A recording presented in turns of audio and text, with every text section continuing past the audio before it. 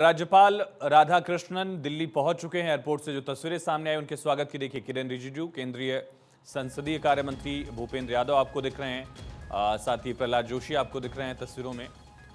साथ ही टीडीपी के नेता केंद्रीय civil aviation minister Ram Mohan Naidu भी यहां पर मौजूद हैं। तमाम नेताओं ने स्वागत किया है।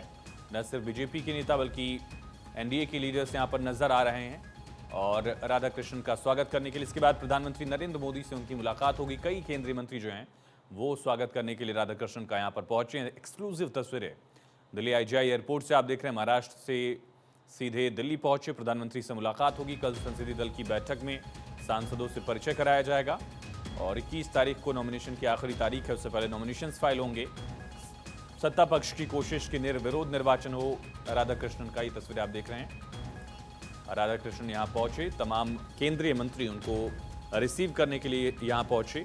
किरेन रिजिजू, भूपेंद्र यादव, प्रहलाद जोशी, राम मोहन नायडू, तमाम केंद्रीय मंत्रियों ने स्वागत किया है राधाकृष्णन का और दिल्ली पहुंच चुके हैं राधाकृष्णन। इंतजार किया जा रहा था और अब उनकी मुलाकात प्रधानमंत्री नरेंद्र मोदी से होगी।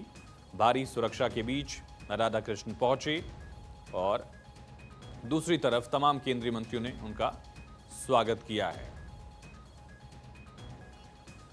तो महाराष्ट्र के राज्यपाल राधाकृष्णन दिल्ली पहुंचे और कई केंद्रीय मंत्री उनके स्वागत के लिए दिल्ली एयरपोर्ट पर पहुंचे। तस्वीरें आप देख रहे हैं। एक अनुभवी नेता, तमिलनाडु से आने वाले, ओबीसी वर्ग का प्रतिनिधित्व करने वाले पॉलिटिशियन के तौर पर पहचान रही और फिर राज्यपाल के तौर पर भी संवैधानिक जिम्मेदारियां उन्होंने निभाई। अब उम्मीदवार होंगे एनडीए की तरफ से और तस्वीरें आप देख सकते हैं किस तरह से उनका स्वागत जो है दिल्ली एयरपोर्ट पर किया गया। कई केंद्रीय मंत्रियों ने उनका स्वागत किया।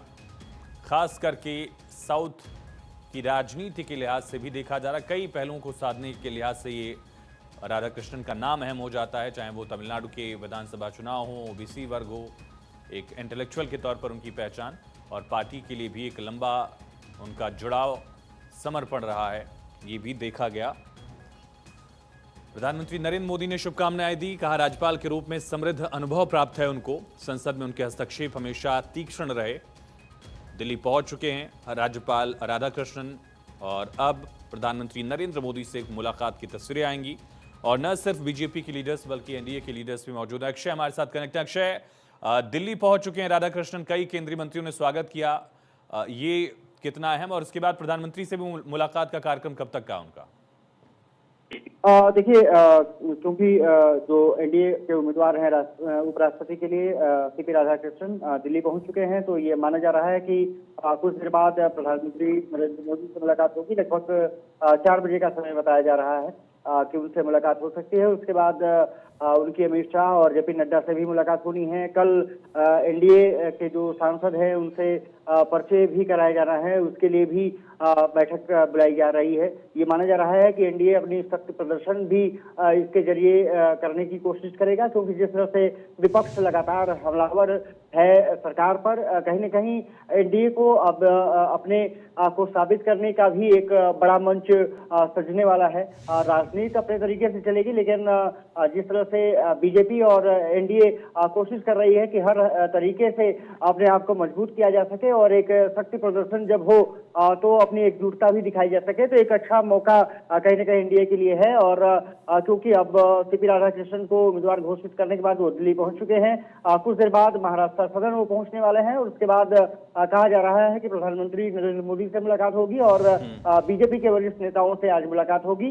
कल एनडीए के जो सभी सांसद हैं उनसे मुलाकात होगी। केंद्रीय मंत्रियों की कुछ जरूर आज मुलाकात सीपी राधाकृष्णन से हो जाएगी, जो महाराष्ट्र सदन पहुंच करके उनसे शिष्टाचार मुलाकात कर सकते हैं। अमित शाह के साथ मुलाकात होगी जब राधाकृष्णन खुद अमित शाह के रेजिडेंस पर पहुंचेंगे। जेपी नड्डा वहीं पर मौजूद रहेंगे, ऐसी उम्मीद जताई जा रही है। जी, राम मोहन नायडू भी पहुंचे थे, केंद्रीय मंत्री भी हैं, टीडीपी के नेता भी है। एनडीए की एकजुटता दिखाने की अभी से ही कोशिश की जा रही है। अक्षय, आप सबसे बड़ी बात ये रही है कि जो राम मोहन नायडू है टीडीपी के प्रमुख नेताओं में से हैं और कम उम्र में कैबिनेट मंत्री उनको बनाया गया था। तभी से उम्मीद जताई जा रही थी कि वो महत्वपूर्ण भूमिका निभाएंगे। कुछ देर पहले हरदीप पुरी अक्षय, बिल्कुल ये इंपॉर्टेंट पॉइंट आपने बताया। जब पहुंचे राधाकृष्णन, उस वक्त की तस्वीर आप देखिए। किरण रिजिजू ने उनका स्वागत किया, गुलदस्ता भेंट किया, पटका पहनाकर प्रहलाद जोशी ने उनका यहाँ स्वागत किया। एयरपोर्ट की तस्वीरें हैं। और उसके बाद देखिए कि राम मोहन नायडू ने वहाँ मुलाकात की, उनको गुलदस्ता भेंट किया, स्वागत किया, जिसका जिक्र किया अक्षय ने कि एकजुटता दिखाने की कोशिश। एनडीए के तमाम नेता भूपेंद्र यादव यहाँ पर मौजूद नजर आए हैं। केंद्रीय पर्यावरण मंत्री ने यहाँ पर बात की उनसे। और ये देखिए कई केंद्रीय मंत्री जो हैं वो राधाकृष्णन को रिसीव करने के लिए एयरपोर्ट पहुंचे। दिल्ली की मुख्यमंत्री रेखा गुप्ता भी यहाँ राधाकृष्णन को रिसीव करने के लिए पहुंची। शुभकामनाएं तमाम नेताओं ने उनको दी हैं। और इसी तरह से संगठन से जुड़े भी कुछ चेहरे जो हैं वो यहाँ पर नजर आ रहे हैं, उन्होंने भी स्वागत किया। सचदेवा भी यहाँ पर मौजूद हैं। दिल्ली बीजेपी की भी लीडर्स और केंद्रीय मंत्री जो हैं वो भी यहाँ पर नजर आए। अक्षय, संगठन से लेकर सरकार तक के चेहरे दिखे हैं। दिखना भी था क्योंकि जिस तरह से सीपी राधाकृष्णन को कल उम्मीदवार घोषित किया गया, बीजेपी पार्लियामेंट्री बोर्ड की बैठक बुलाई गई।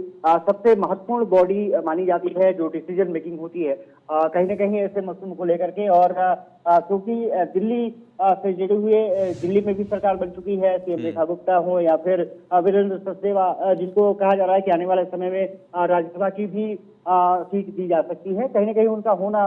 और उसके बाद क्योंकि पार्लियामेंट्री अफेयर्स मिनिस्टर है किरण रिजिजू, उनका होना ये बताता है कि किस तरह से सरकार इस चीज को लेकर के आगे बढ़ने वाली है और चुनाव में किस तरह से बातें बढ़ेंगी। क्योंकि किरण रिजिजू के हालिया अगर चीजों को देखा जाए तो सरकार के सबसे वरिष्ठ मंत्रियों में से शामिल है और उनकी भूमिका इस चुनाव में भी बहुत महत्वपूर्ण होने जा रही है। उनकी मौजूदगी और उसके बाद चंद्रबाबू नायडू के करीबी जो राम मोहन नायडू का होना ये बताता है कि एनडीए एकजुट है, पूरी तरह से चुनाव में उतरने के लिए तैयार है और एकजुटता दिखा करके ही विपक्ष को करारा जवाब दिया जा सकता है। बहुत शुक्रिया अक्षय तमाम जानकारी के लिए। एकजुटता यहाँ दिखाने की कोशिश। एक छोटे से ब्रेक के लिए रुकते हैं, बने रहिए भारत 24 के साथ।